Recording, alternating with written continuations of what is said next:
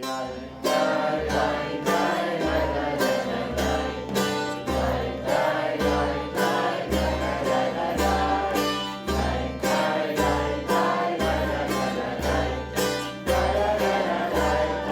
direction.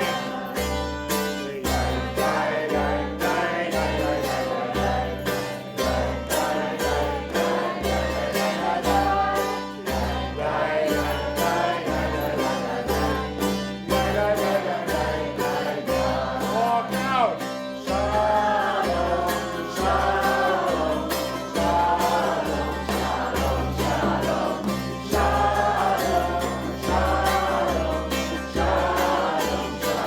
Go out, shalom.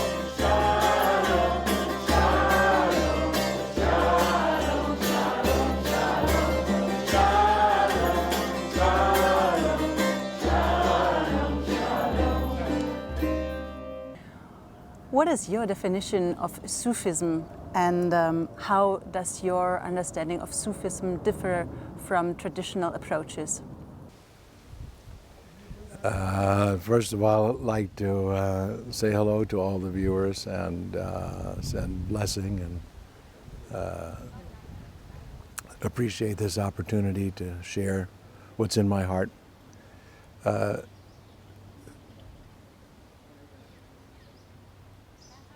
Every being, every human being especially, naturally becomes aware that we're thirsty for something, that we're yearning for something, and every day, every morning, every afternoon, every evening we try to satisfy that thirst. And for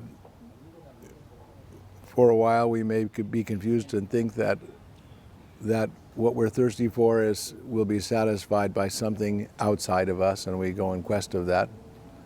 And then we achieve that or not. And then once we achieve it, then we see, oh, still thirsty. And finally, we come to our senses. We realize that wish of fulfillment or happiness can only be satisfied by looking within. That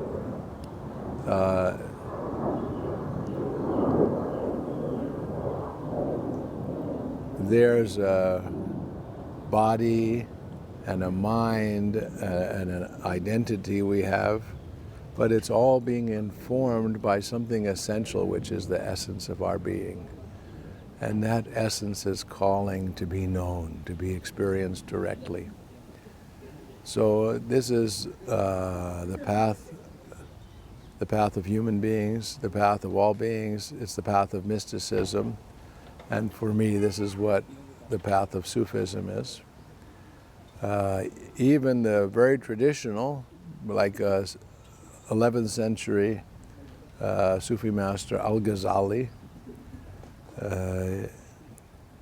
he says Sufism is based on experience, not on philosophy, not on premise. So in that way, the awakening of the heart, the incense which arises from an awakened heart, that's Sufism. There's no doubt that the thread of mysticism has existed from the first mystic and passed on and passed on. And mystics, Sufis, have nothing against form and have lots of forms of their own. And in that way, people who would see Sufis would recognize them by the form that they're practicing.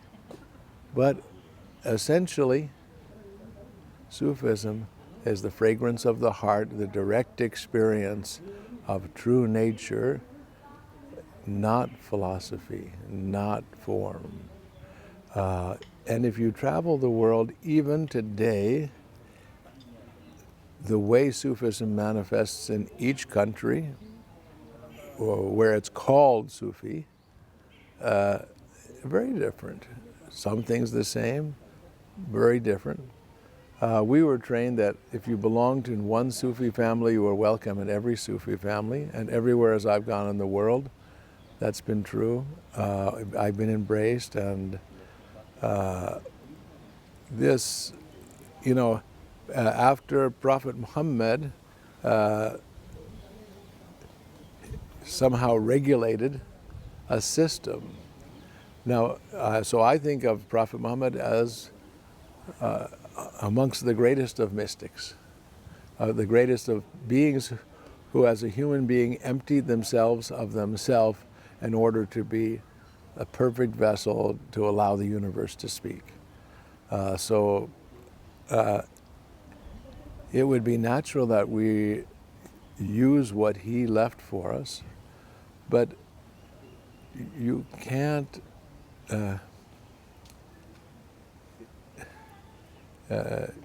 it shouldn't be limited to a form or a religious form.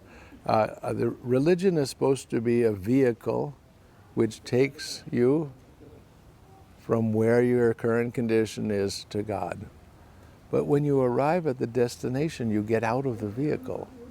So if you came here in a Toyota or you came in a Honda or whatever, I got out of the car to come to the retreat, you know. So in that way, it would be an oxymoron to say a Christian mystic or a Buddhist mystic, because once mysticism awakens, it no longer depends on the form that carried it. If we as human beings can learn to recognize our interdependence, to develop the qualities, of strength, of courage. Without strength and courage, nothing will come. Then kindness and compassion, tolerance, forgiveness, patience, gratitude, and a profound capacity to be in tune with the infinite. So if I'm very keen on proper treatment of this beautiful Mother Earth. I don't feel like my calling is to be an environmental pioneer. I feel like I should work on being a pioneer of the heart, of cultivating the heart, of planting the seeds of strength and courage and love, and watering them and helping human beings on the methodology that will help them have a meaningful life, a happy life, a life which happiness isn't based on circumstance, and a way to get along with one another. If we could get along, we can solve the problems. Science is very advanced, If you were to share a Sufi-inspired message with the world, which message would that be? One of my favorite sayings, I guess, we'll start there, see if this satisfies. Hazrat Inayat Khan says, the work of the Sufi has nothing to do with any particular religion or creed or race, but just this simple thing, to be able to keep one's rhythm throughout life's conditions and be in tune with the infinite.